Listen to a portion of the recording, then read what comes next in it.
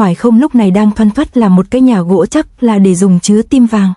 Muội tỉnh rồi đấy à? Ô, mới sáng sớm mà huynh đã làm cái quái gì mà ồn ào dữ vậy? Chúng ta chắc sẽ phải ở lại nơi này một thời gian đó. Thấy Hoài Không tất tả ngược xuôi, Bạch Linh liền nói lời cảm động. Chúng ta đã đi suốt mấy ngày mà cả tối qua huynh lại chẳng chịu nghỉ ngơi như vậy, huynh không thấy cá đuối sao?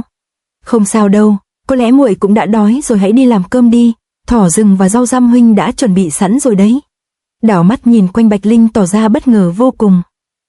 Ôi, Hoài Không trong một đêm đã làm được cả khối việc có ích, có chuyện gì mà Hoài Không lại gấp gáp như vậy nhỉ?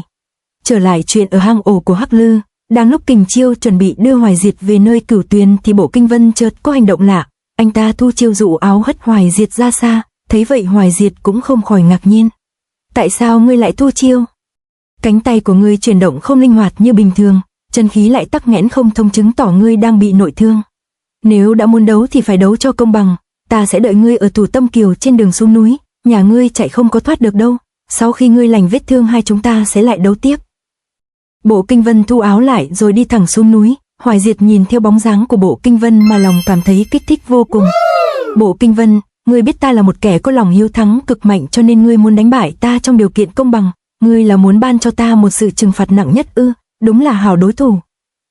Trở lại nơi túp lều tranh mà Hoài Không vừa làm xong, Bạch Linh lúc này còn chưa hết đau buồn vì cái chết của Hoài Diệt nên khóc lóc sướt mướt suốt ngày. Đang miên man đau khổ thì Bạch Linh bị những tiếng động do va đạp kim loại làm cho cụt hứng. Hoài Không lại làm cái trò quái quỷ gì nữa đây? Chạy về chỗ ở, Bạch Linh thấy Hoài Không đang quay búa liên tục. Hoài Không, huynh lại làm cái gì nữa vậy? Ta đang rèn một sợi xích khóa. Rèn khóa ư? Mấy ngày liên tiếp huynh không làm nhà thì lại rèn khóa, sao huynh không chịu nghỉ ngơi một chút đi chứ? Thấy huynh quần quật như vậy muội thương tâm lắm. Thương tâm ư? Nếu thương tâm thì phải trả đại thù cho đại ca, tên thiết cuồng đồ đó phải sớm bị chém ngàn đao mới hả? Không chỉ là tính cách, Hoài Không giờ đây còn thay đổi cả ngoại hình. Anh ta búi tóc ra sau như để tưởng nhớ đại ca của mình vậy. Rèn xong xích khóa, Hoài Không liền dùng nó lên chính đôi tay của mình. Nhìn thấy thần kinh của Hoài Không có vấn đề, Bạch Linh lo lắng hỏi han hắn ta ngay. Hoài Không, huynh tại sao lại tự khóa mình lại chi vậy? Sợi dây xích tầm thường này thì làm sao mà khóa được huynh chứ? Thấy Bạch Linh lấn cấn tâm tư, Hoài Không đành lên tiếng giải thích cho cô ta hiểu. Là ta muốn khóa tâm, ta làm vậy là để khóa chặt tâm trí của mình cho đến khi đạt được mục đích mới thôi. Ở tổng đàn của Hắc Lư, sau khi Bộ Kinh Vân khinh khỉnh bỏ đi, Hoài Diệt liền đi vào căn nhà nói chuyện với Bộ Thiên.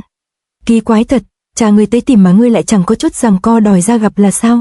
Không lẽ ngươi không muốn gặp lại cha của ngươi à? Muốn chứ, nhưng bây giờ vẫn chưa phải lúc.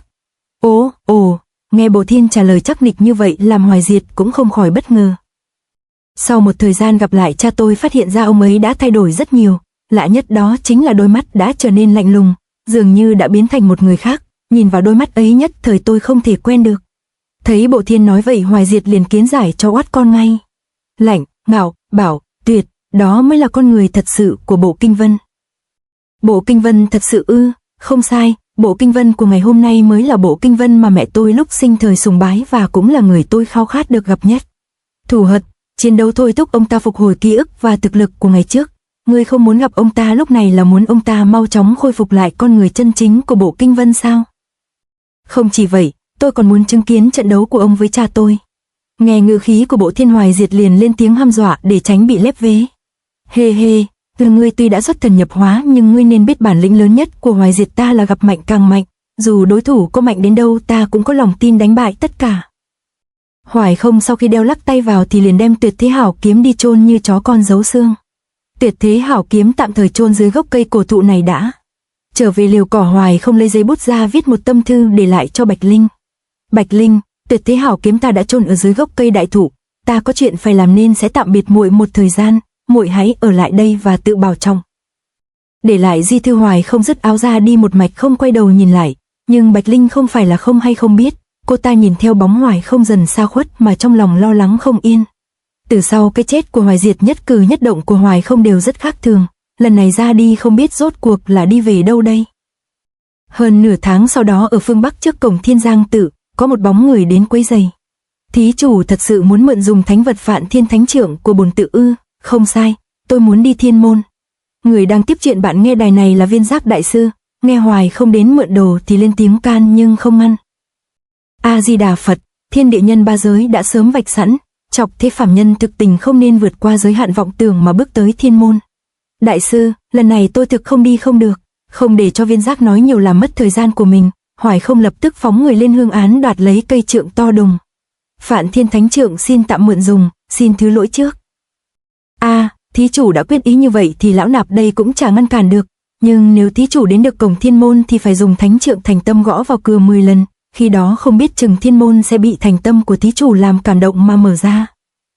Hoài Không đã phóng ra ngoài nhưng Viên Giác vẫn với mỏ theo dặn dò. Hoài Không vừa bay qua mái nhà đi thì lại có một người khác đến. Người đến này chính là Bạch Linh. Sự xuất hiện của cô ta làm Viên Giác cũng phải bất ngờ. Đại sư, xin hỏi nếu có thể vào được thiên môn thì sẽ có chuyện gì xảy ra ở đó? Vào được thiên môn thì sẽ được trời phổ độ, có tâm nguyện gì thì đều được đền đáp. Tâm nguyện được đền đáp ư? Thật sự có chuyện hoang đường như vậy sao? Nghe Viên Giác đại sư nói vậy Bạch Linh cảm thấy hết sức mơ hồ như chuyện lừa trẻ con lên ba vậy. Bổn tự trước giờ có một truyền thuyết, nếu có thể dùng Phạn Thiên Thánh Trượng cảm động trời xanh thì trời sẽ thành toàn sở nguyện của đám phàm nhân. Đáng tiếc là thế nhân tham niệm quá thịnh làm gì có hai chữ thành tâm, người mạo hiểm lên gõ thiên môn đều chết bên ngoài thiên môn. Bấy nhiêu năm qua lão nạp cũng chỉ từng gặp một thí chủ họ Thiết lên thiên môn mà không thấy thi thể thôi. Thí chủ là muốn đi đâu? Bạch Linh nghe tới đây thì lập tức tung vó chạy theo Hoài Không. Cô ta trong lòng không khỏi thắc mắc về câu chuyện cổ tích này. Thiên môn ư? Tại sao Hoài Không lại biết về ẩn tích này? Hoài Không tay cầm Phạn Thiên Thánh Trượng nặng cả 100 cân lao đi như bay. Thoát cái anh ta đã tới một chỗ cách thiên giang tự chừng 1 dặm, nơi mà anh ta đến tạo cho người ta một cảm giác hỗn độn. Nó vừa tràn ngập hy vọng nhưng cũng đầy mùi chết chóc.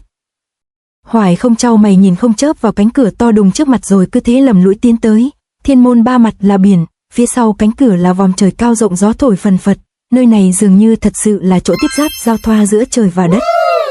Vừa tới trước cánh cổng Hoài Không liền mắm môi mắm lợi giơ trượng lên đập vào cánh cửa. Hoài Không trước giờ có đời sống tinh thần lành mạnh vậy mà tại sao lại đi tin vào chuyện mê tín dị đoan, không những tin mà lại còn tìm đến tận cái chỗ gọi là thiên môn này. Thì ra cớ sự đều là do từ ngón tay tín vật mà Thiết Thần giao cho anh ta. Nhân lúc chả biết làm gì Hoài Không đã lấy ngón tay đó ra xem xét thì phát hiện trên móng tay Thiết Thần có khắc chi chít chữ. Theo thông tin từ những dòng chữ này thì muốn khắc chế được thiên kiếp phải luyện thành kỳ học luyện thiết thủ, kỳ chiêu chỉ dành cho những người được chọn làm trưởng môn.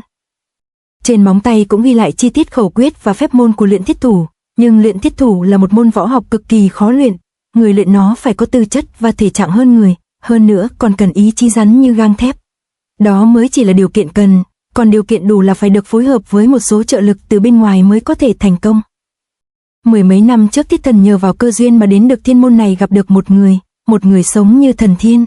Dưới sự tương trợ của người này Thiết Thần mới có thể xung phá được quan thứ nhất, nhưng đáng tiếc do tâm của ông ta chưa thể như sắt thép nên uy lực tu luyện được có hạn.